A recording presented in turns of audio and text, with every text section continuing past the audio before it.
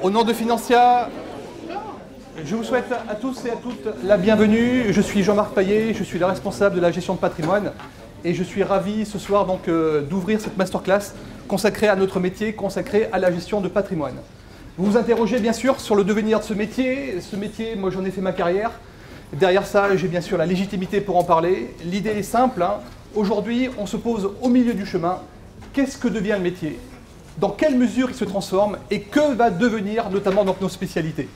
C'est vrai au regard donc, de la crise financière, au regard aussi de l'aspect digital des choses, au regard aussi de tout ce qui s'est passé depuis quelques années, on peut prendre la mesure aujourd'hui donc, des fractures qui bouleversent notre métier. Et l'idée est simple, où est-ce qu'on en est aujourd'hui et comment en est-on arrivé là? L'idée, c'est ce qu'on va développer ensemble ce soir. Et pour ça, pour nous accompagner, nous avons notamment donc, ici Joseph. Joseph, que certains connaissent. Viens Joseph, approche-toi. Joseph, qui travaille donc chez Liliane. Liliane, le concours, vous le connaissez. Certains d'entre vous, donc là, ont peut-être même harcelé. Joseph nous donnera donc un focus tout particulier sur notamment donc, les nouvelles technologies. Exactement. En particulier notamment donc, sur de nouvelles façons donc, d'investir. Exactement. Parce que Liliane s'est transformée en Lily et on est une fintech en fait labellisée Finance Innovation. Donc on en parlera tout à l'heure un peu plus longuement. Voilà. Merci Joseph. Et il y a aussi le spécialiste de la blockchain, Serge. Vas-y, présente-toi. Serge Balâtre, j'ai rejoint Lily il y a 3 mois. J'ai travaillé avant chez Société Générale et auparavant dans des sociétés de gestion. Donc le monde de la blockchain et de l'asset management est un monde que je connais tout particulièrement. Ils m'aideront donc à comprendre les mutations de notre métier. Ils m'aideront aussi à en comprendre la vraie teneur. Et maintenant, quel est le programme de notre intervention? Je vous propose de découvrir ce que nous allons développer ce soir. En premier lieu, on va se remettre sur le métier. Qu'est-ce qu'il en est ce métier? Dans quelle mesure aujourd'hui ce métier, il est fait de sous-métiers, de parties, de domaines? Bref, on regardera donc ses bases. On regardera aussi ce qu'il a fait changer dans ce métier. Les éléments qui concourent notamment donc à sa mutation sont déjà dans les approches. On verra tout particulièrement donc ce qu'il en est. Ensuite, on travaillera dans une deuxième partie sur les éléments qui concourent aujourd'hui à comprendre que ce métier éclate, avec quelque chose de très simple, la recherche de performance. Cette recherche de performance, elle n'est pas uniquement financière, elle est aussi, à bien des égards, qualitative. On va rechercher de la performance en fonction d'un acteur particulier, parce qu'on aura envie de travailler avec quelqu'un, parce qu'on aura des affinités, notamment donc, sur quelqu'un qui est brillant, qui est fiscaliste, qui est peut-être pro dans ses technos. Donc ces performances, on verra aussi quelles sont leurs teneurs et leurs contours. Enfin, on fera un focus notamment donc, sur ces performances et on ouvrira notamment le champ des possibles pour comprendre qu'il y a peut-être de nouveaux outils, de nouvelles technologies, et on verra encore une fois si ces technologies vont pouvoir, à nous, CGP, concourir à améliorer notre performance. C'est ce que nous allons développer, mais tout d'abord, quelques éléments sur notre métier. L'approche traditionnelle en matière de gestion de patrimoine, pour vous, donc étudiants et aussi donc, amis du corps professoral, c'est celle-ci, c'est-à-dire une approche par les métiers. Approche que vous connaissez tous et toutes, hein, l'approche qu'on a vue ensemble, même en cours. Cette diapo, je l'ai présentée notamment donc, encore cette année à tous ceux et à toutes celles qui m'ont vu, notamment donc, en M1. En M1, quelle est l'idée? C'est simple, nous sommes sur un ensemble de métiers. C'est-à-dire que j'ai affaire à un conseiller généraliste, il pratique la gestion de patrimoine, avec notamment donc, un premier métier sur l'assurance et ses déclinaisons. Le deuxième métier, l'immobilier, et tout ce qui va concerner ensuite la partie fondamentale avec la réglementation immobilière. Le conseil juridique et fiscal, bien entendu, et d'autre part, le placement bancaire. Là, ces métiers sont bien identifiés, et derrière ces métiers, la réglementation est en silo, c'est-à-dire qu'elle va agir à l'intérieur des parties. Là-dessus, les outils de la gestion de patrimoine, voilà, sont toujours les mêmes. Hein. On va arriver notamment à préconiser en faisant quoi? En connaissant notre client, en prenant aussi, bien entendu, ces informations dans le cadre de la réglementation. N'oublions pas, hein, le régulateur nous demande de connaître notre client, c'est ce but-là. Et ensuite, on va utiliser l'analyse patrimoniale, voilà comment on fait en cours, hein, pour alimenter effectivement donc, un ensemble de préconisations qui, in fine, seront développées au client. Ça, c'est ce qu'on fait jusqu'à présent. L'avantage de ce métier, de cette façon de voir les choses, c'est qu'on n'oublie rien. Bien sûr, retour de médaille, il y a quand même un écueil, c'est que derrière, la modélisation, notamment donc, de cette façon de penser, à générer uniquement une approche par produit. Je vais voir mon assureur par rapport donc à un produit, il me fait un contrat d'assurance vie. Si derrière, je vais notamment donc voir de l'immobilier, qu'est-ce qui va se passer? Je vais ni plus ni moins donc avoir une solution avec des préconisations immobilières. Et idem pour la défiscalisation. Maintenant, qu'est-ce qui s'est passé par rapport à ce modèle? Continuons notre élément. Deuxième partie du modèle. Cette fois-ci, voilà, je m'adresse davantage aux étudiants que j'ai en N2.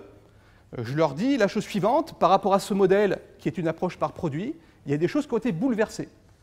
Derrière moi, j'ai une approche par les besoins. C'est-à-dire qu'aujourd'hui, on va considérer non plus qu'on a affaire à quelqu'un qui peut souscrire un simple produit, mais écoutez-moi bien, on a affaire à un consommateur. Et dans ce consommateur, qu'est-ce qui se passe automatiquement? J'ai une approche qui est différente. J'ai une approche par les besoins. Quand je regarde mon consommateur, l'idée est simple. Il faut que j'arrive, moi, conseiller en gestion de patrimoine, à pouvoir comprendre ce qui se passe dans sa tête et savoir ce qui va finalement donc nous lier, l'approche par les besoins. Quand je regarde cette approche par les besoins, ces besoins sont toujours les mêmes. La valorisation d'un capital, la perception de revenus, la transmission, l'optimisation. Bref, c'est les éléments qui sont donc juste incontournables pour comprendre notre client et savoir ensuite ce qui va nous lier pendant toute la relation avec ce client. À chaque fois que je vais voir donc un client, qu'est-ce qui se passe? C'est simple. Je vais ni plus ni moins comprendre son besoin. Et c'est une fois que j'ai bien compris son besoin que je vais me mettre en phase avec lui. Et à chaque fois que je vais le voir, je pense à quoi? À répondre positivement à son besoin. C'est le but de la manœuvre. Là-dessus, comment on y va? Écoutez, on va y aller notamment d'une façon donc très simple. On va y aller avec des compétences, les choses fondamentales. L'objet notamment donc ici de nos liens en cours, régulièrement. Des compétences juridiques, des compétences fiscales, des compétences techniques. Bref, j'ai besoin ici d'avoir un ensemble d'éléments qui vont m'éclairer sur la satisfaction d'un besoin en utilisant le droit, la fiscalité et bien sûr d'une façon transversale. Mais pas que. Si j'utilise uniquement le droit, la fiscalité, la réglementation, l'aspect technique, je fais bien sûr un pas dans la satisfaction de mon client au regard de sa partie patrimoniale. Mais j'ai besoin d'autre chose aujourd'hui. J'ai besoin d'un autre pas, et ce deuxième pas, c'est ni plus ni moins un besoin de performance. Cette notion de performance est aujourd'hui essentielle. L'idée est simple. Jusqu'à présent, en matière de gestion de patrimoine, et ce n'est pas mes camarades qui vont me contredire, il y avait un truc qui s'appelait le fonds en euros. C'était l'alpha et l'oméga en matière de performance patrimoniale. Je plaçais mes fonds sur un contrat, pas de problème, ok. Garantie des intérêts, garantie du capital. Bref, la gestion de la performance, elle n'existait pas puisqu'il y avait le fonds en euros. Le problème, vous l'avez senti, c'est que le fonds en euros aujourd'hui, il n'y en a plus. Enfin, il y en a toujours, mais en tout cas des performances qu'il y a derrière, il n'y en a plus. Pire, aujourd'hui, on commence aussi tranquillement mais sûrement à limer un peu à droite, un peu à gauche les avantages qu'il y a sur le fonds en euros, sur l'effet de cliquet, sur la performance du capital, régulièrement. Et on voit se dessiner des nouveaux contrats.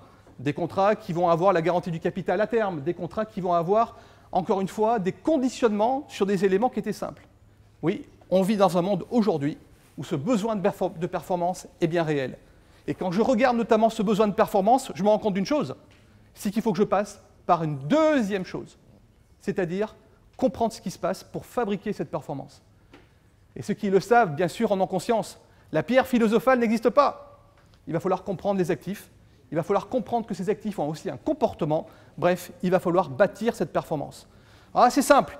Si j'avais notamment, moi, juste un actif qui me permet donc d'avoir le rendement sans aucun risque, on irait tous dessus. Mais cet actif n'existe pas. Il faut donc se le reconstituer. Il faut donc, par la façon synthétique, de faire ni plus ni moins un ensemble de performances. Avec un timing de marché, bref, au regard de tout ça, il faut véritablement construire une stratégie. Stratégie pour être performant, stratégie pour générer de la performance, c'est tout l'enjeu. Quelles sont les conséquences de ces deux modèles? J'ai vu notamment donc un premier modèle par les métiers, j'ai ici une approche par les besoins. Qu'est-ce qui se passe techniquement sur la transformation avec ces deux éléments? Première chose, on n'a ni plus ni moins un métier qui s'éclate. Vous l'avez vu tout à l'heure, j'avais affaire à un généraliste. Le généraliste, il commence notamment donc à changer de structure. Le généraliste, il s'en va. Pour faire place à quoi? Pour faire place à un spécialiste. Ce spécialiste, il va choisir notamment donc, là où il peut travailler, en fonction notamment de ses affinités, de ses choix, de ses appétences. Et puis, il y a des choses qu'il va délaisser. Deuxième facteur, fort notamment de ce changement, la transformation a été amplifiée. En effet, 3 éléments majeurs ont encore bouleversé le métier de la gestion de patrimoine. Et on a vu juste aujourd'hui, on en est encore juste sorti. Premier point, ça ne vous a pas échappé, la crise. La crise a été facteur de bouleversement, mais surtout, et là je regarde aussi les étudiants qui sont en compliance, bien entendu, la partie réglementation qu'il y a derrière. Les nouvelles normes, et elles sont nombreuses, que ce soit donc sur les métiers d'assurance, avec bientôt, à partir du mois d'octobre, l'ADA, depuis 2017 et l'année dernière, MIF 2, et sans compter BAL 3, qui bouleversent encore nos quotidiens. Derrière, quels sont les modèles aussi qui nous bouleversent? Eh bien, ça ne vous a pas échappé, la technologie. La technologie qui concourt notamment donc ici à mettre une pression accrue à la fois sur les revenus des banques et des cabinets, bref, qui derrière font qu'aujourd'hui, les anciens schémas, ceux qui étaient quelque part rentables, le deviennent moins. Et aujourd'hui, on assiste ni plus ni moins donc à un recentrage de nos métiers principaux. Pourquoi? Parce que j'ai une attaque sur le métier qui est non seulement réglementaire, mais qui est aussi technologique. Et ça, ce n'est pas effectivement donc Liliane qui va me contredire. Clairement, et la technologie, on le voit de plus en plus aujourd'hui avec la digitalisation de l'industrie, l'avènement de FinTech et de RegTech qui vont prendre le pas sur l'ancien monde en fait. Donc il y a vraiment cette transformation digitale qu'on voit. L'autre élément également à montrer, au-delà de la performance que les clients vous demandent, c'est vraiment la transparence. Donc à la limite, c'est comment, donc il y a deux éléments pour moi, c'est la data. Donc la data, ça devient un élément clé. Ce que recherchent aussi les clients, c'est une approche client-centric, donc en fait centrée sur le client et non pas sur la technologie. Et effectivement, tout ce qui est accès et transparence des clients. Les clients ont besoin de transparence. Donc vous avez une performance, vous allez faire une performance sur le portefeuille. Alors elle peut être plus ou moins bonne, hein, mais c'est surtout comment vous l'expliquez. Transparence sur les coûts. Voilà, combien coûte, comment je peux décomposer cette performance? Brut, net, c'est quoi les frais en fait associés? Et c'est ce que cherchent aujourd'hui les clients. Ce que cherchent les clients, Joseph l'a évoqué, effectivement, c'est ce besoin de performance. Et vous voyez, dans le nouveau modèle, ce besoin de performance, il est pile au centre de nos préoccupations. Alors c'est sûr, on est toujours alimenté par l'objectif patrimonial, qui reste la clé d'entrée pour comprendre le client, qui reste juste notamment donc ici, ce qui nous alimente. Ça, rien ne change. Maintenant, ce besoin de performance, il va nécessiter forcément donc une approche différente. Dans mon exemple, qu'est-ce que nous trouvons? Nous avons ici un conseiller. Ce conseiller, il a fait des choix. Il travaille toujours notamment donc ici avec des compétences juridiques fiscales, c'est normal, mais attention, elles sont aujourd'hui élargies. C'est-à-dire que le besoin de performance fait que peut-être il s'intéresse aux dirigeants. Une nouvelle compétence en vue de comprendre la cession d'entreprise. Il s'intéresse peut-être typiquement à tout ce qui va concerner la gestion de patrimoine international.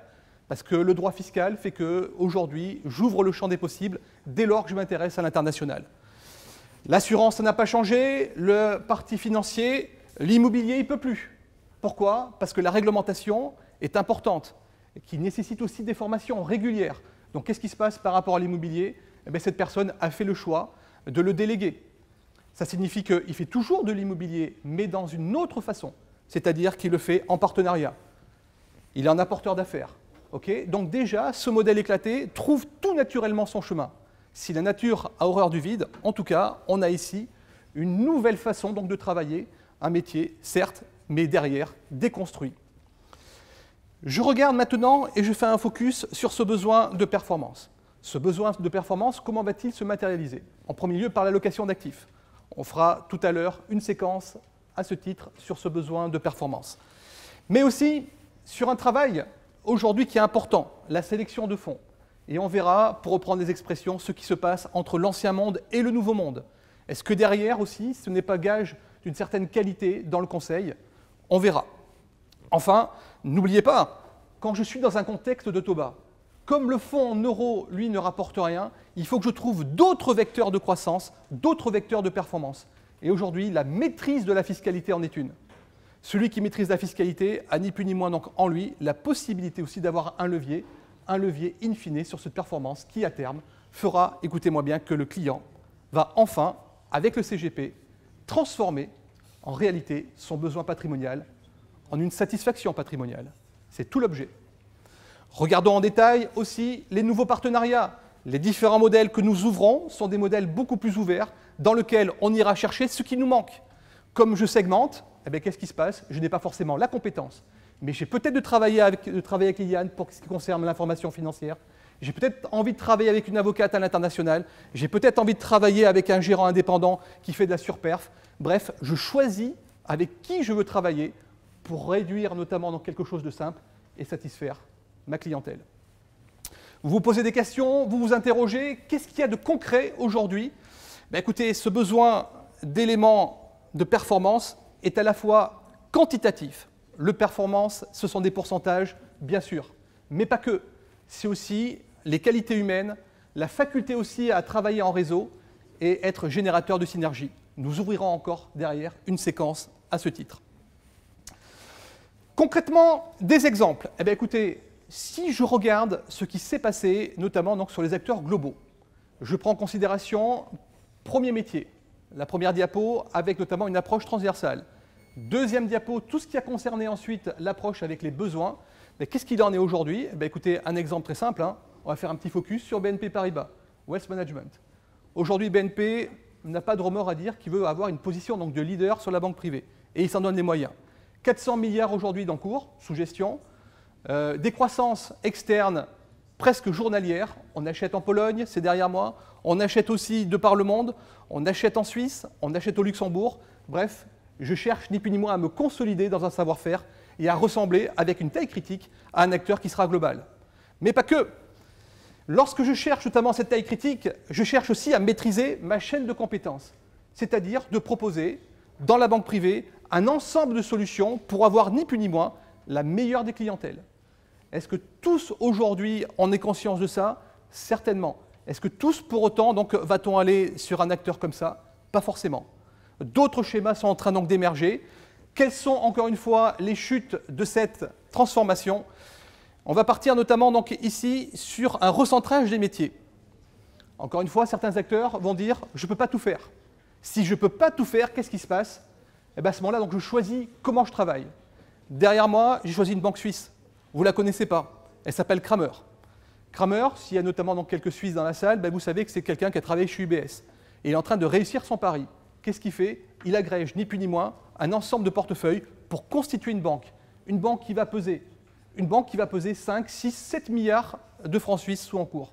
Pour faire quoi? Pour faire ni plus ni moins donc un travail, et un travail, encore une fois, qui ressemble à un métier qui est le nôtre, mais de façon éclatée. D'autres exemples, on travaille sur des stratégies de niche. Et ces stratégies de niche, vraiment là, on ouvre les champs des possibles. Ça va être travailler donc avec tel ou tel domaine. Ça peut même être des choses qui sont parfois fantasques et incroyables. Deuxième exemple, je vous ai pris une banque qui s'appelle la banque Piguet-Galland. Cette banque privée de surcroît, propose dans son slogan, c'est sur leur site internet, tenez-vous bien, elle a pour ambition de contribuer à votre bonheur en vous aidant à réaliser vos projets de vie. Voyez-vous, une banque notamment qui concourt à nous aider dans notre bonheur, avec toutes les subtilités qu'on met derrière bonheur, écoutez, c'est quand même un positionnement qui, quelque part, mérite réflexion. Il y a quelques années, ça aurait été caricatural, mais pour l'instant, ça se passe en Suisse. Est-ce que demain, ça peut se passer chez nous? En tout cas, la transformation, elle est bien réelle.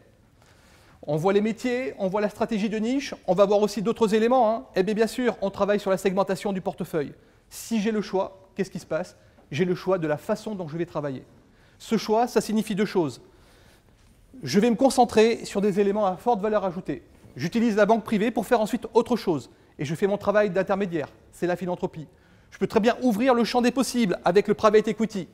On a vu tout à l'heure donc BNP. Les objectifs de BNP en termes de private equity en France sont juste dingues. 1 milliard d'euros d'objectifs. Idem, une segmentation, ça signifie quoi? Ça signifie des clients. J'ai le choix de travailler avec la clientèle que je veux. Je choisis les clients les plus rentables. Ceux qui ne sont pas dans mon cadre de portefeuille, je ne les prends pas. Je recentre encore une fois les gens et je souhaite uniquement travailler avec ceux qui me ressemblent, avec ceux qui me rapportent. Quel type de clients? Certainement les plus jeunes. Pourquoi? Parce que derrière, ça signifie pour la banque de longs services pendant de longs moments. En plus, les jeunes, ils ont un avantage. Ils sont à même à comprendre les subtilités financières.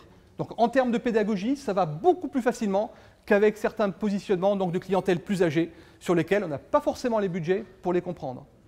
Des entrepreneurs, bien sûr les entrepreneurs. Un entrepreneur, qu'est-ce que c'est? C'est quelqu'un un jour, je dis souvent dans le métier, qui passera à la caisse. C'est quelqu'un qui vendra un jour sa boîte et qui, quelque part, aura donc une cession. Ben, vous comprenez qu'un positionnement, notamment donc dans ce cadre-là, est pertinent. Et qu'aujourd'hui, bien sûr, quand j'arrive dans une banque, j'ai envie de travailler avec ces gens-là, parce que le jour où cette personne va vendre sa société, ben, c'est plus un client comme les autres. C'est un client qui directement donc, va arriver à un niveau d'encours qui, lui, nécessitera énormément donc, de travail et aussi de spécialité. Alors en plus, hein, s'ils sont jeunes et entrepreneurs et qui travaillent dans l'intelligence artificielle, alors là, c'est le pompon. Hein, okay, c'est vraiment donc, les secteurs et aujourd'hui la façon notamment donc, de rechercher la clientèle qui nous intéresse. Je vous ai mis ici quelque chose qui est important et j'aimerais qu'on s'arrête 2 secondes là-dessus. Je pense que la transformation de demain, elle sera synergique. C'est-à-dire, bah, j'irai chez vous. Monsieur Payet, ouais, j'ai envie de travailler avec vous, mais à une condition, c'est que derrière, moi aussi, j'y gagne. Bien sûr en performance, mais pas que. Que j'y gagne aussi sur une mise en réseau. J'irai travailler peut-être notamment donc, avec des gens qui pourront me donner une information pertinente en matière financière. J'irai travailler avec un pro du private equity, avec quelqu'un qui est un as notamment dans la fusion-acquisition et qui, derrière, va me proposer des investissements à moi tout seul.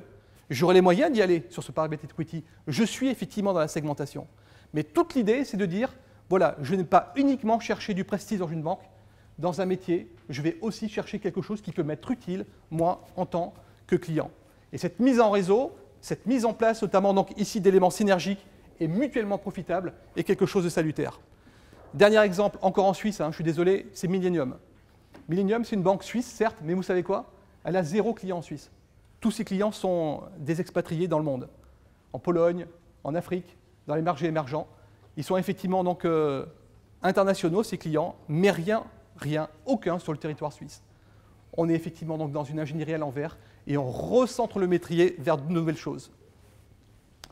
Je cherche des clients, je fais des focus sur la clientèle, j'ai le choix. Le métier s'éclate, mais aussi s'agrège d'une façon donc différente. Maintenant, on va essayer d'agréger tout ça. Qu'est-ce que concrètement je vais dire à la clientèle? Qu'est-ce qui se passe aujourd'hui pour, lorsque je suis en clientèle, je vais donner notamment donc des éléments concrets? Ben, écoutez, c'est simple. L'idée est à la fois réglementaire, et là, un petit clin d'œil quand même aux étudiants de GP et de compliance, parce que je dois notamment donc être en règle avec celui effectivement donc qui m'écoute et qui m'encadre.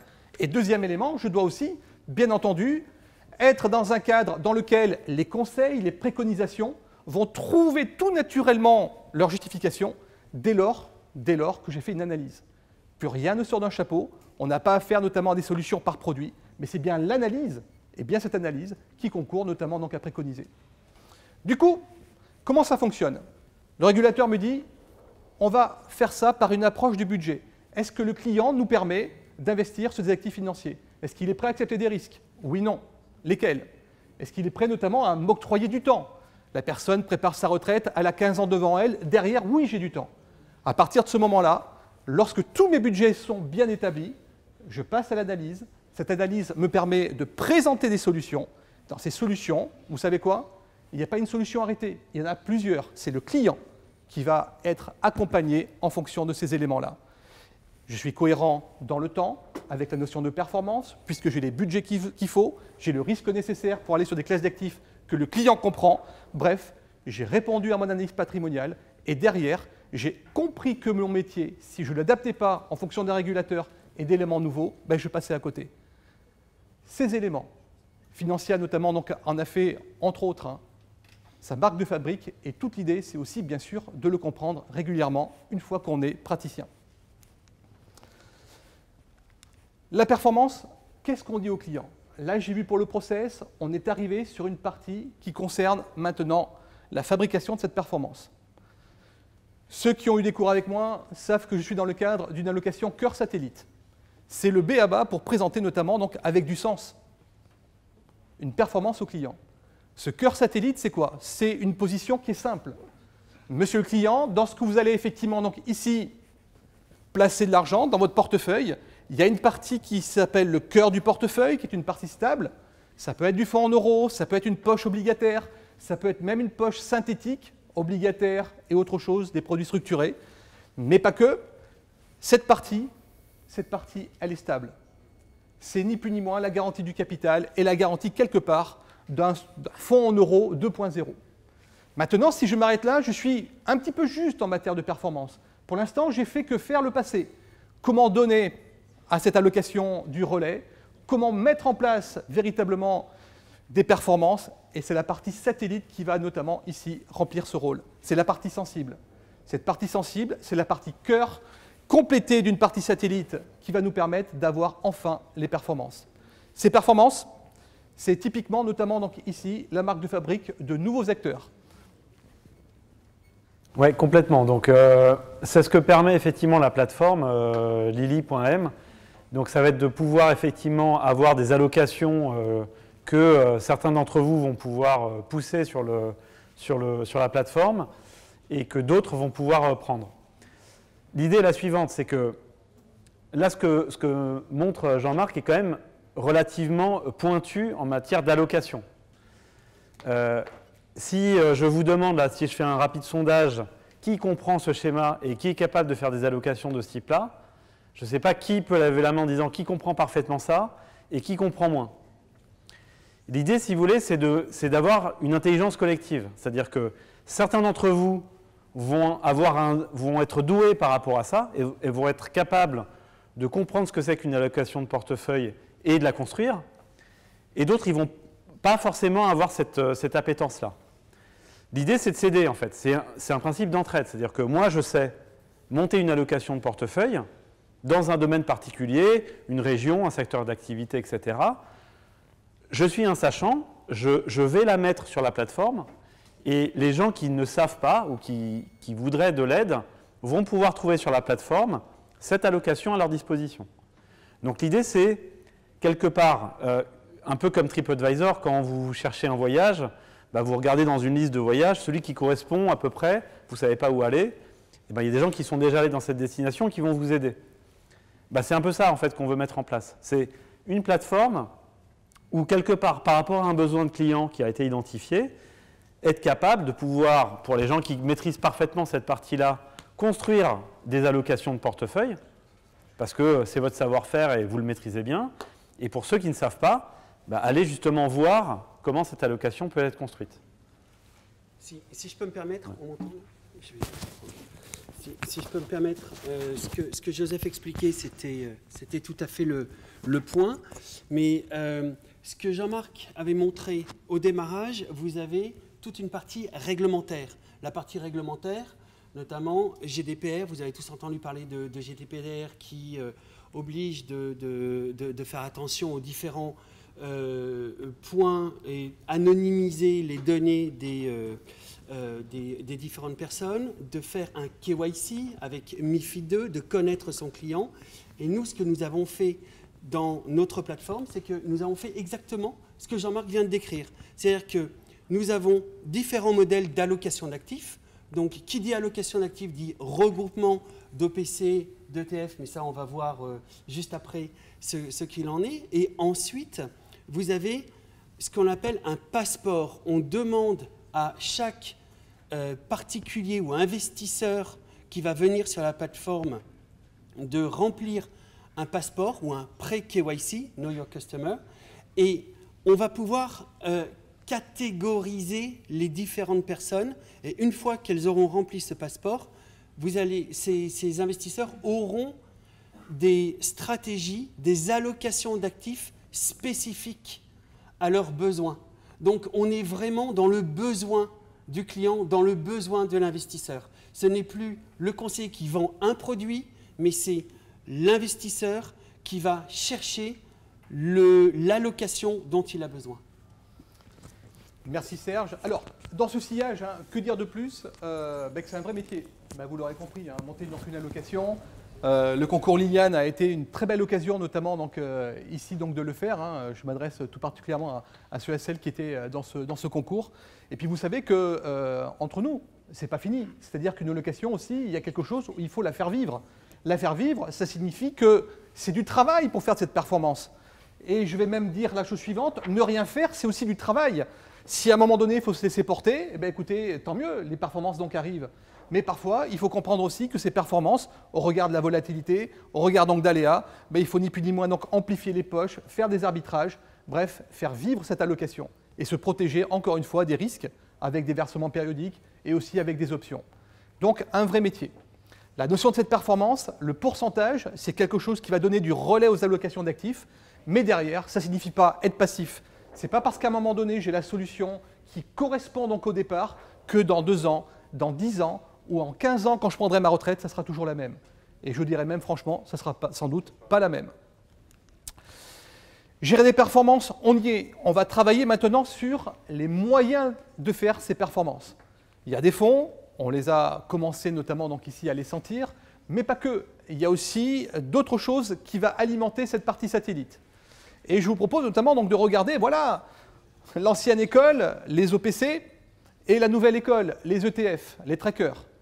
Il y en a un qui me permet peut-être ici d'être simple dans ma tête, j'achète un indice, d'accord ? Et au pire, j'ai au moins la performance de cet indice, quoi qu'il en est.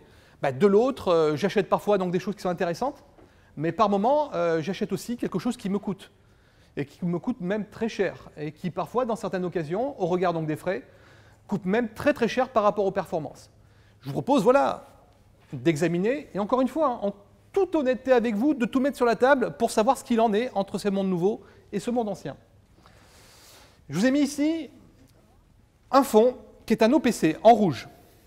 Cet OPC, si les étudiants me demandent après ce que c'est, je leur dirai, mais pas encore. Là-dessus, si j'achète un ETF, j'agis notamment donc ici, et je regarde juste que cet ETF, c'est l'indice. Donc je vais vous dire un truc très simple. Hein. Moi, mon vrai travail, d'après vous, hein, c'est quoi? C'est de proposer à ma clientèle des ETF, d'avoir le marché, ou c'est de trouver notamment donc un fonds qui sera plus fort que le marché. Mon vrai travail, moi, c'est de sélectionner les fonds.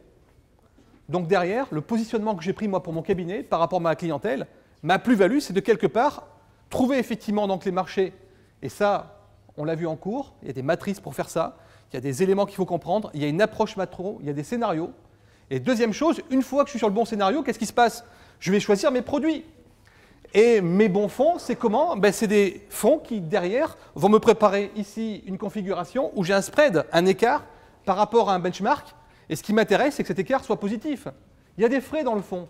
OK, moi je veux simplement, à un moment donné, que l'équipe qui est derrière, qui peut prendre ses frais, soit ni plus ni moins à même de dire « je fais plus que le benchmark ». C'est la moindre des choses. Sinon quoi? Sinon, vous savez quoi? Il n'y a pas de souci. Moi, j'achète l'indice. OK? Et là, ça ne me coûte pas cher. Donc derrière, je vais être franc avec mon client. La performance, c'est quoi? C'est la capacité notamment donc, à comprendre un marché et à sélectionner des fonds sur un long historique qui vont effectivement donc, ici dériver à la hausse sur leur marché. C'est ça que je recherche dans mon allocation.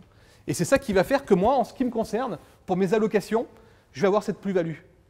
Je ne veux pas que ma clientèle soit standard en matière d'allocation d'actifs.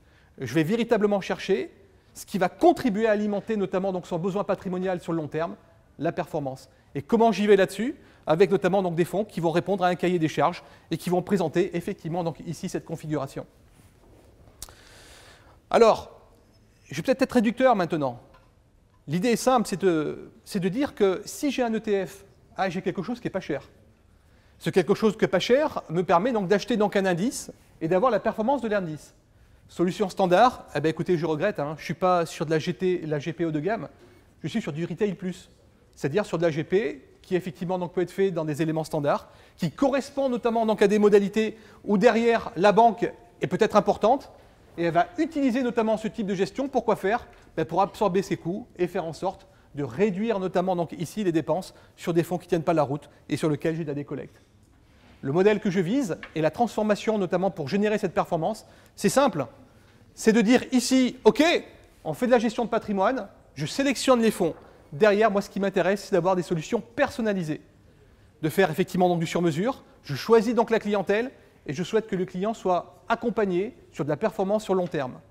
Derrière ça, ça signifie quoi? Un positionnement peut-être avec un établissement plus petit, moins global, et je vous l'accorde, flexible, modèle éclaté. Donc je suis en phase, d'un point de vue empirique, avec notamment cette transformation.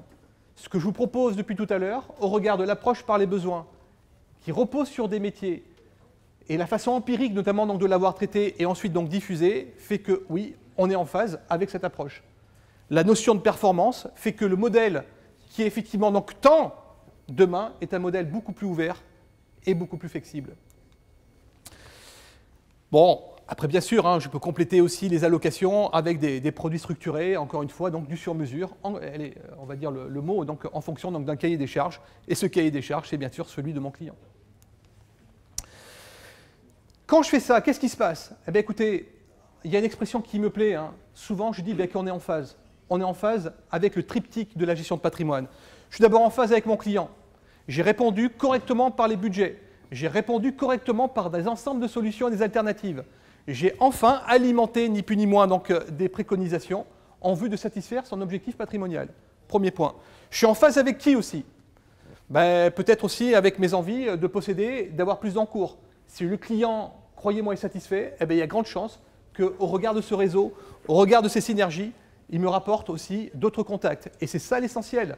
Dans un monde ouvert, celui qui est bon et qui a notamment la possibilité de faire correctement son travail, on va ici comprendre qui va en recueillir les fruits. Après, je maîtrise mes risques. Et derrière, il y a quelque chose qui est très important. Comme je qualifie, comme je suis dans une situation où j'ai compris mon client et son besoin de performance, je vais finalement donc très loin sur sa connaissance. Vous savez quoi? J'ai de la data, j'ai de la donnée. Et si ce qui se présente donc devant nous demain est véritablement la notion où la data vaut de la valeur, alors je vous dirais, hein, la transformation de notre métier fait que, eu égard de la finesse des informations qu'on a, on a de l'or dans les mains. De l'or dans les mains qu'il faut exploiter, correctement exploiter, avec notamment donc un process.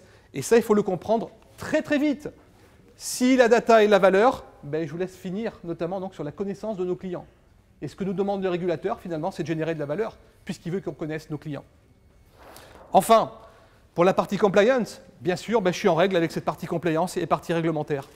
Derrière, j'ai agi avec un process, et ce qui me permet, surtout, hein, et je pense que c'est important pour les praticiens et les futurs praticiens que vous êtes, ça vous permet de dire, OK, les préconisations que j'ai, elles reposent véritablement sur un process, et ce schéma donc est validé. Et les solutions qui sont derrière moi, finalement, ce n'est pas uniquement moi qui vais les choisir, c'est aussi mon client. Modèle ouvert, flexible. Alors demain, on essaye notamment de faire un peu de spéculation, la première un peu fine. Hein. Oui, un modèle interprofessionnel. Je ne sais pas encore le contour des lois Macron. Mais demain, le rapprochement des experts comptables, du notariat, des échanges de données sur les affaires, les clients, va apporter. Dans mon cabinet, je ne suis peut-être pas au point, notamment donc, sur certaines ressources. Vous savez quoi? J'irai effectivement donc m'approcher de ces ressources pour les avoir en sous-traitance.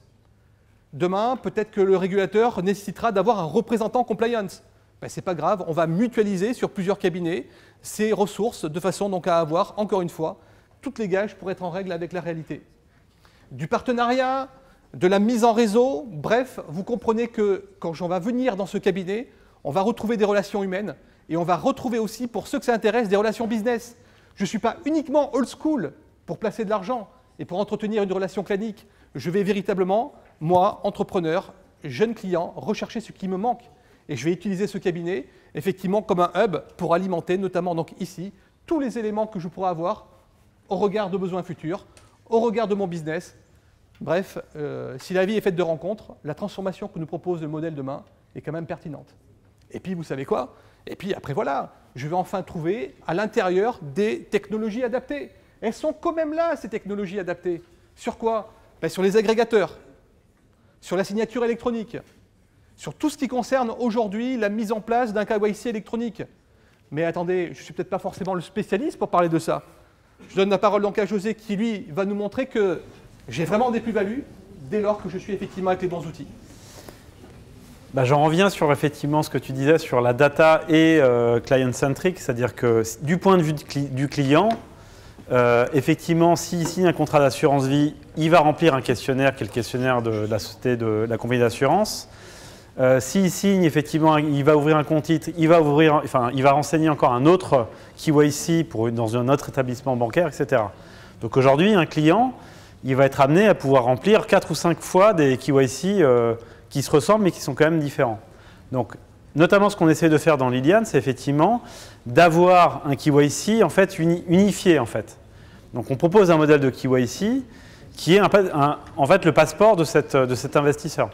Donc ce client, en fait, au travers de ce KYC, qui va remplir qu'une seule fois, on va pouvoir lui déterminer un profil de risque avec des budgets de risque associés, etc. Et ensuite, quand il va retrouver des allocations de portefeuille, à chaque fois, on va lui dire si le portefeuille ou l'allocation qu'il est en train de regarder match en fait avec son appétence au risque. Donc ça, ce sont des éléments importants.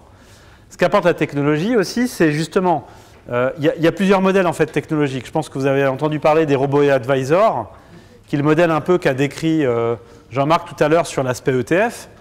Les robots advisors, finalement, c'est des algorithmes pour de la GP retail, où finalement, à la fin, on va vous sortir en fait X% d'ETF à acheter dans une allocation de portefeuille, plus effectivement une partie de fonds euros.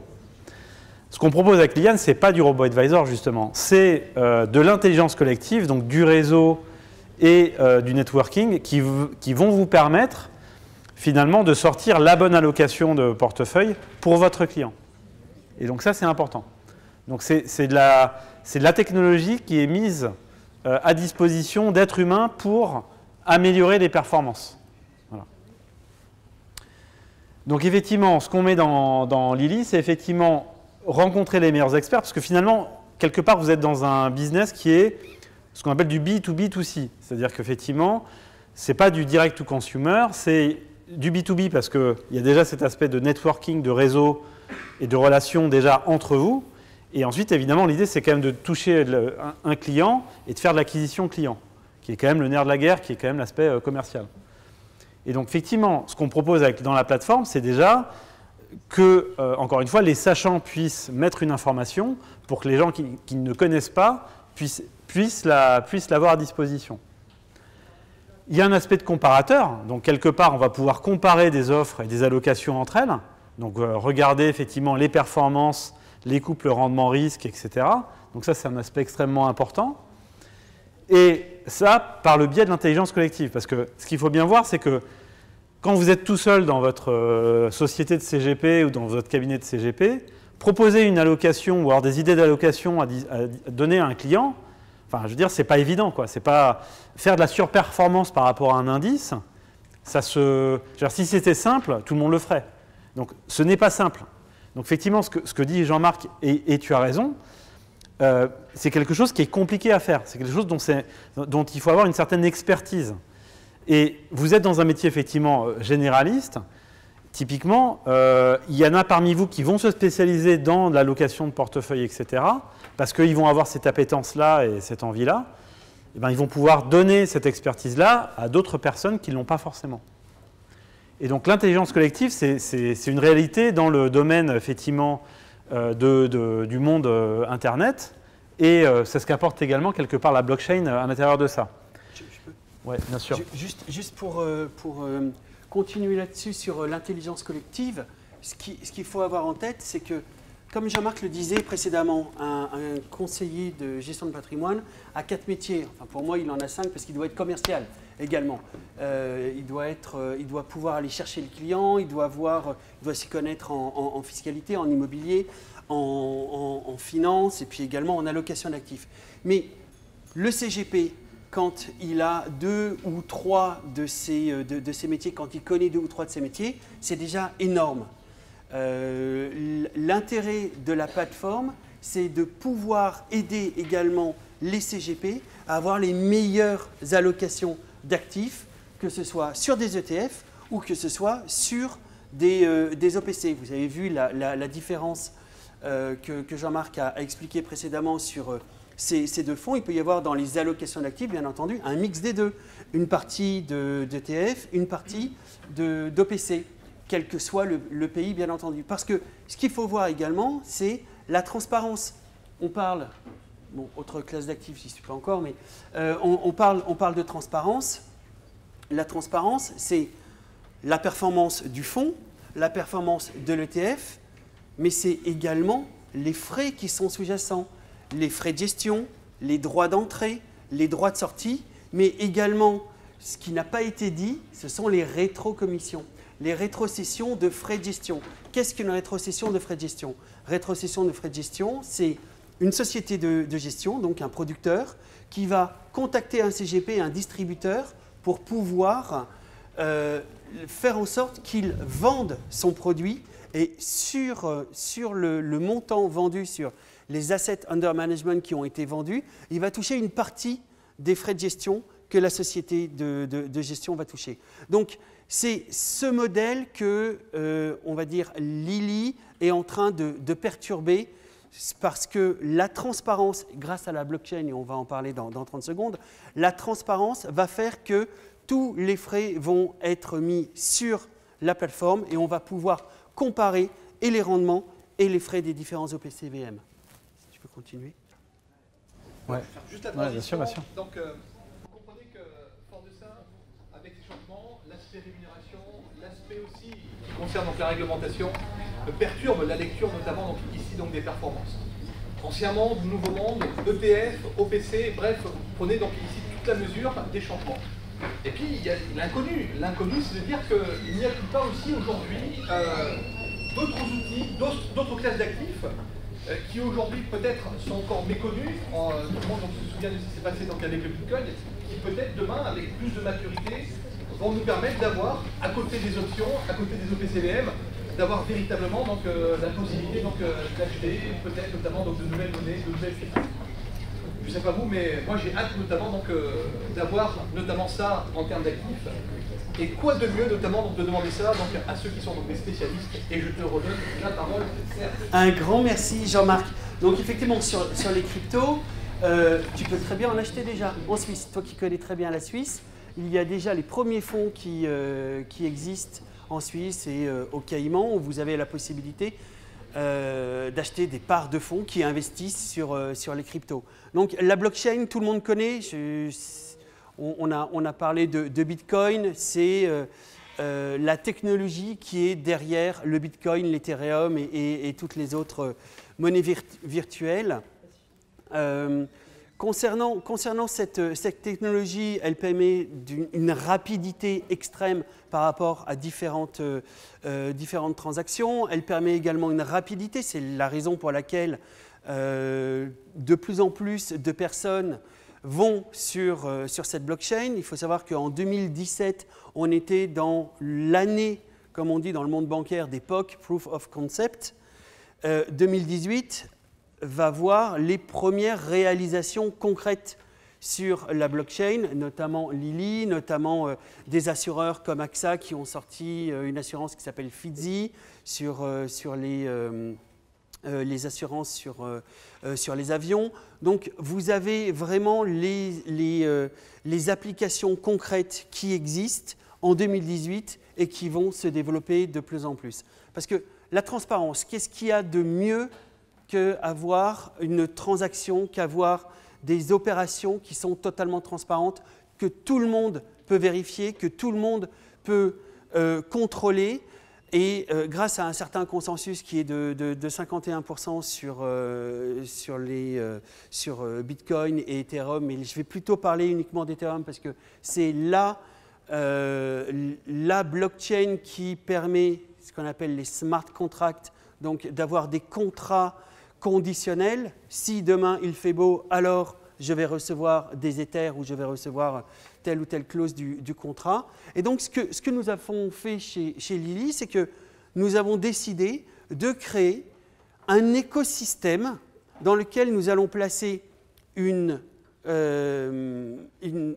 marché en fait, et sur lequel, comme on le disait précédemment, on va créer une confiance, une transparence entre les producteurs d'allocation d'actifs, donc les conseillers, et les investisseurs. Donc, pour ce faire, nous lançons une ICO. Une ICO, c'est Initial Coin Offering. Vous savez qu'actuellement, pour reprendre les termes de Jean-Marc, l'ancien monde et le nouveau monde, l'ancien monde, vous aviez 3 façons de vous financer. Quand vous étiez une entreprise, vous faisiez appel aux actionnaires, vous faisiez de l'autofinancement, c'est-à-dire la société arrivait à avoir suffisamment de cash, de free cash, donc ça permettait de faire des financements. Et sinon, le troisième point qui est quand même très très très connu, c'est que vous alliez voir votre banquier et vous deviez payer un taux qui est absolument énorme pour pouvoir avoir un emprunt. Le nouveau monde, c'est l'ICO. 6 milliards de levées en 2017, À mai 2018, on en est à 9 milliards de dollars. Vous avez des ICO partout dans le monde. Qu'est-ce que c'est? C'est une levée de fonds sur la blockchain. C'est-à-dire que vous créez des jetons. Vous avez plusieurs types de jetons, dont les deux plus connus sont les equities, sont apparentés à des jetons comme des actions, des securities. Et sinon, vous avez des jetons qu'on appelle des jetons d'usage, qui sont des biens de consommation. Donc, la plupart du temps, vous avez des levées de capitaux grâce à des jetons, des tokens, utility tokens, qui vous permettent de lever des grosses sommes d'argent. Pour pouvoir lever ces sommes d'argent, comment ça fonctionne? Il faut créer une monnaie. Et c'est la raison pour laquelle, l'heure où je vous parle, on a entre 1500 et 1700 monnaies différentes qui s'appellent des crypto-monnaies, qui sont sur différents marchés et qui représentent en fait des projets qui ont été créés et qui ont été vendus sur le marché. Alors la plupart de ces projets, c'est des investisseurs qui achètent un white paper. Qu'est-ce qu'un white paper? En français, ça fait livre blanc. Parfait, on voit qu'il y a des bilingues ici. Donc un white paper, c'est une explication concrète et détaillée du projet. Vous avez donc tout ce que l'on appelle la réglementation, le projet en lui-même, la timeline qui explique quand le projet va démarrer, quels sont les différents moments où il va y avoir tel ou tel point du projet qui vont émerger. Et ensuite, vous avez d'autres projets plus rares, comme le nôtre, qui ont déjà un socle. Tout à l'heure, Joseph parlait de Liliane. La plupart d'entre vous connaissent Joula comme Liliane. Et on est passé de Joula comme Liliane à Lily.am. C'est-à-dire que nous avons notre socle existant avec le passeport. Quand vous êtes enregistré, vous deviez déjà remplir des informations. Ensuite, vous aviez la plateforme sur laquelle vous pouviez choisir des fonds, comparer les différents fonds et ensuite choisir les meilleurs modèles puisque vous les agrégiez et voir les différentes on va dire, valeurs liquidatives, c'est l'agrégation de ces différents achats sur les fonds, les ETF. Et le but, c'est de pouvoir mettre cette plateforme directement sur la blockchain. C'est la raison pour laquelle nous lançons une ICO qui commence dans 2 jours. Et cette blockchain, pourquoi avons-nous voulu créer et lancer cette levée de fonds sur la blockchain en lançant une ICO et non pas comme la plupart des gens aller voir des VC, venture capitalistes ou des family office ou même faire du crowdfunding tout simplement. C'est parce qu'on a voulu créer cet écosystème, donc créer cette place de marché avec une crypto que l'on appelle le LIL et qui va permettre à l'investisseur de payer directement le conseiller pour pouvoir voir le détail de l'allocation qu'il va proposer. Le conseiller, lui, il va payer directement sur la plateforme un certain montant qui représente en euros à peu près 50 € par modèle et par mois. Et ensuite, la plateforme va aller sur la place de marché pour pouvoir revendre ces différents jetons et continuer et payer bien entendu les prestataires, Line Data, Ronex, etc., tous les prestataires qui vont être utilisés notamment pour la R&D. Et il va y avoir un cercle qui va se faire avec ce jeton qui va circuler et qui va grossir de plus en plus et prendre de la valeur. Voilà, ce que je voulais vous dire, c'est que dans le monde, dans ce monde-là de CGP, nous pensons que Lily.am est disruptif, pour prendre le terme qui était utilisé en 2017 quand on parlait de Bitcoin, de blockchain, etc. Pourquoi? Parce qu'on allie la réglementation, c'est exactement ce que Jean-Marc disait précédemment sur MiFID II, c'est la transparence, la connaissance du client. On permet à des CGP de se focaliser sur leur cœur de métier. On parlait d'apporteur d'affaires. Lily.am peut très bien être un apporteur d'affaires, puisque si un CGP ne connaît pas l'allocation d'actifs, que va-t-il faire? Il va s'inscrire sur notre plateforme et en fonction des besoins du client, il va choisir les allocations d'actifs qui sont correctes et les recopier pour les besoins de son client.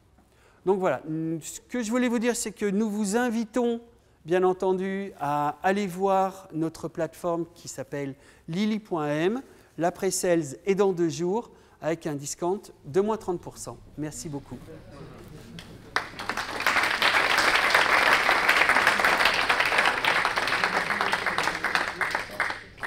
Cette masterclass est presque terminée. Bien sûr, la dernière partie, vous savez ce que c'est.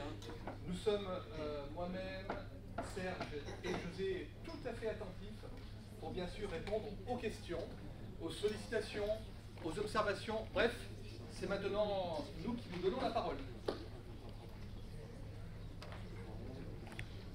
Monsieur, pour l'histoire du cœur satellite, donc en gros, vous allouez 40% du patrimoine de la personne à des actifs plus risqués, c'est ce que vous voulez dire? Alors, je vais allouer en fonction notamment des budgets qu'elle m'a donnés, d'accord? Et si effectivement, donc, au regard de cette appétence au risque et au budget donc, de temps, je vais pouvoir aller sur des classes d'actifs et je vais avoir effectivement donc, jusqu'à 40% donc, de risque. C'est peut-être un exemple. Ces 40%, je vais effectivement donc, ici les aménager avec la clientèle et c'est les budgets qui me sont donnés pour avoir du relais sur un portefeuille cœur. Et est-ce que si la personne aime beaucoup le risque, vous pouvez aller jusqu'à 80% de satellite? Ou c'est trop pour le haut niveau? Si la personne aime beaucoup le risque, à ce moment-là, donc, pour moi, c'est moins un problème, puisqu'elle va cocher notamment donc, tous les budgets nécessaires. À ce moment-là, donc, on peut envisager donc, des éléments donc, sur mesure et lui proposer donc, autre chose. Et là, l'idée, notamment quand on a vraiment donc, des gens qui veulent avoir du gain et de dynamiser ces gains, c'est tout l'enjeu notamment donc, de se retourner vers autre chose, de proposer d'autres cartes, d'autres alternatives, en étant par exemple notamment donc, ici sur d'autres vecteurs et pourquoi pas aussi sur d'autres alternatives. Pour moi, vous pouvez, c'est pas un problème. Après, c'est le suivi de cette personne, c'est le suivi de cette allocation. C'est-à-dire qu'un portefeuille plus risqué, il faut le suivre. Alors voilà, donc, vous pouvez le proposer à un client. Néanmoins, il faudra pratiquement tous les jours suivre sa valorisation, son comportement. En cas de baisse, maintenant avec il y en a qui utilisent ces portefeuilles faire plus de 10% pour avertir le client dans les 24 heures. Il y a des règles compliance en fait qui sont mises en place. C'est pas vraiment un problème, encore une fois, c'est une question de transparence et de suivi derrière de ce risque. Deuxième chose dans ce sillage, vous avez vu tout à l'heure, dans l'approche cœur satellite, il y avait donc une partie dans laquelle on faisait vivre, donc la partie satellite du sommet. Oui. Donc, et dans cette partie faire vivre, aujourd'hui, la gestion de patrimoine, elle va utiliser notamment donc, des options de sécurisation des plus-values. C'est-à-dire que par rapport à du gain, sur cette partie satellite, comme on sait que les marchés sont effectivement donc, assez volatiles, on va avoir des 3% de gain, quelque chose qui va donc encaisser le gain et le sécuriser. Ainsi, lorsque les marchés vont bien développer de la performance, on va quand même passer à la caisse et sécuriser donc les gains. Derrière, vous voyez, on utilise à la fois des technologies et des algorithmes pour concourir à ce modèle de performance. Et c'est vrai que sur la réglementation, ces portefeuilles nécessitent plus de suivi. Et vous avez, pour un conseiller, pour un seul conseiller, vous avez combien de clients à suivre, par exemple? Ok, dans mon cabinet, moi j'ai à peu près 50 clients. Vous seul? Oui. À suivre quasiment quotidiennement? Alors, dans mon métier, moi j'en ai qui me demandent un suivi tous les trimestres. Donc j'ai une lettre de mission qui s'engage et je vais donc une fois par trimestre donc, les voir. Après aujourd'hui, voilà, donc j'ai des clients qui ont plus de 20 ans d'ancienneté avec moi. J'ai la possibilité donc d'être soit en distanciel, c'est-à-dire ce que je fais notamment avec parfois certaines de mes étudiantes, mais en Skype par exemple, notamment quand on a des clients donc, à l'étranger, je vais notamment donc, engager comme ça donc, des visites. Mais moi, une fois par an, le régulateur me demande d'être en face avec eux. Donc le moins en termes de visite, c'est une fois par an, et le plus, une fois tous les trimestres ou lors des besoins. Voilà. Mais c'est la lettre de mission qui va me contribuer de cadrer cette disponibilité. Est-ce qu'on a bien répondu à vos questions? Tout à fait. D'autres questions, d'autres remarques? Marie?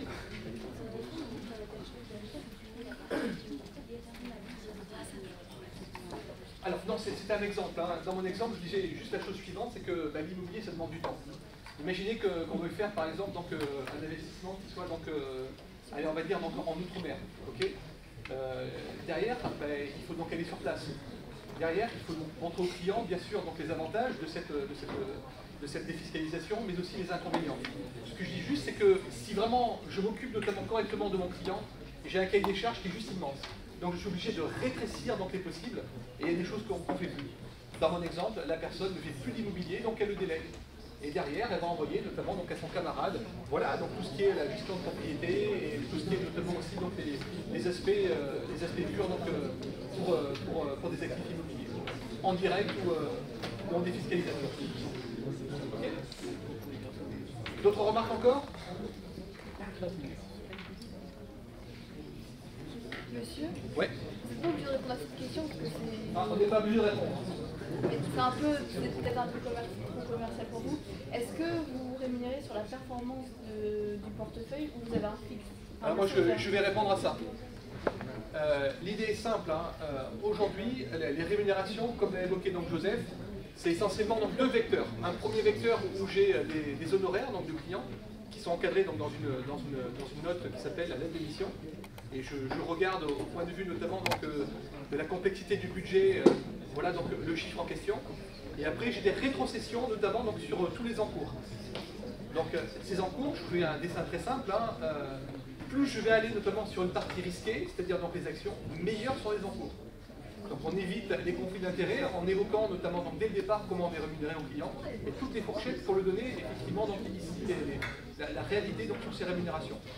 Maintenant, n'oubliez pas, les process qui nous animent sont toujours les mêmes, de la performance certes, mais aussi qualitative. Et si je n'ai pas les budgets, j'éviterai le conflit d'intérêts avec des allocations qui sont toujours dans la cohérence.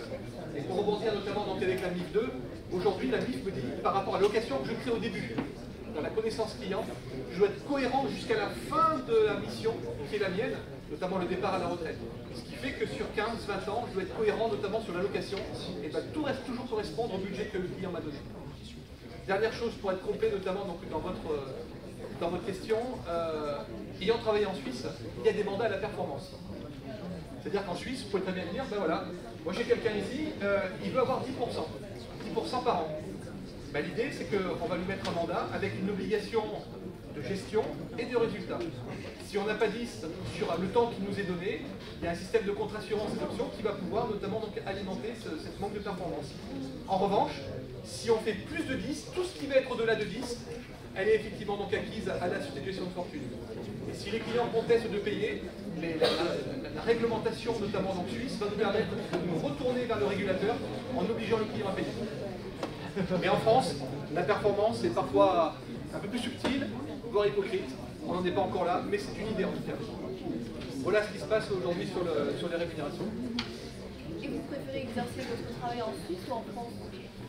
Alors, en ce qui concerne donc, mon travail, moi je ne vois pas vraiment la différence, elle est dans l'approche de la clientèle. La clientèle que j'avais notamment donc, à Suisse était française quand même. Hein, okay. J'ai eu un deuxième job là-bas, moi c'est que j'ai monté des fonds de hedge funds. Donc j'étais en Suisse pour la partie notamment donc, distribution donc, de ces fonds de fonds. Voilà, donc auprès de l'intermédiaire et de banques suisses. Exactement. Vous savez tout.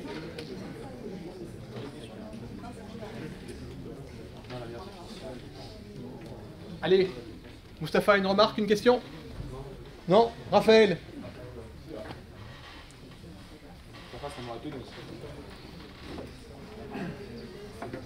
Oui.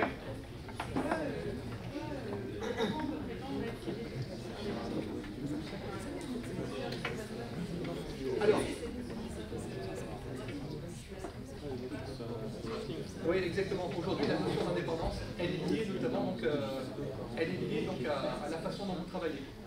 Si vraiment je suis indépendant aujourd'hui et que je le revendique tel quel, à ce moment-là, les rétrocessions qu'on évoquait tout à l'heure, je n'y plus droit. Ok. Ça signifie voilà, que je vis uniquement d'honoraires. Franchement, idéalement parlant, intellectuellement, c'est un vrai esprit, un vrai challenge. D'accord? Je retourne la médaille maintenant. Économiquement, qu'est-ce qui se passe? Voilà, c'est tout l'enjeu qui dirige notamment dans ces modèles. Les entreprises qui ont choisi donc l'indépendance, elles le font, mais voilà, les business plans qu'elles ont, les clientèles, sont des clientèles qui payent les honoraires. Et on est tout à fait aujourd'hui donc de s'entourer de partenaires qui sont comme ça dans cette intégrité. Maintenant, donc les vrais modèles économiques, on n'est pas assez encore avancé, je dirais, donc c'est un peu trop tôt pour juger, mais c'est vrai que le panachage et le tamisage se fera notamment dans quelques années. Je n'ai pas la solution, il y a sans doute donc on va dire donc des modèles hybrides qui vont émerger par rapport à cette réglementation. Là, pour le coup, on est vraiment à la croisée des chemins.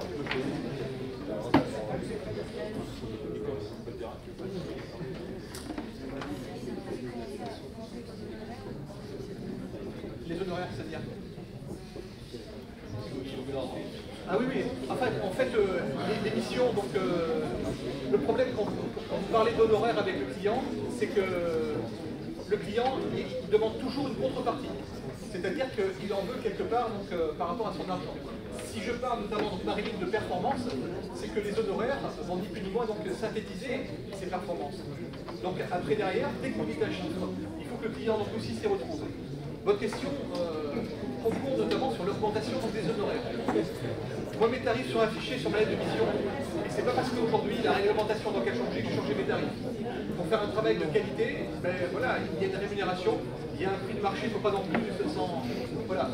La vraie plus-value, elle est surtout sur le long terme, et franchement, Marine, c'est là que le client nous attend, sur le long terme. Parce que c'est pas d'être bon une année qu'il faut, c'est d'être bon donc, sur la totalité. Et je le dis souvent en gestion de patrimoine, comme vous allez semer, vous allez récolter. Donc si au départ vous sentez notamment ambitieux sur certaines choses, ben, il y a un écueil, c'est que le client va vous attendre.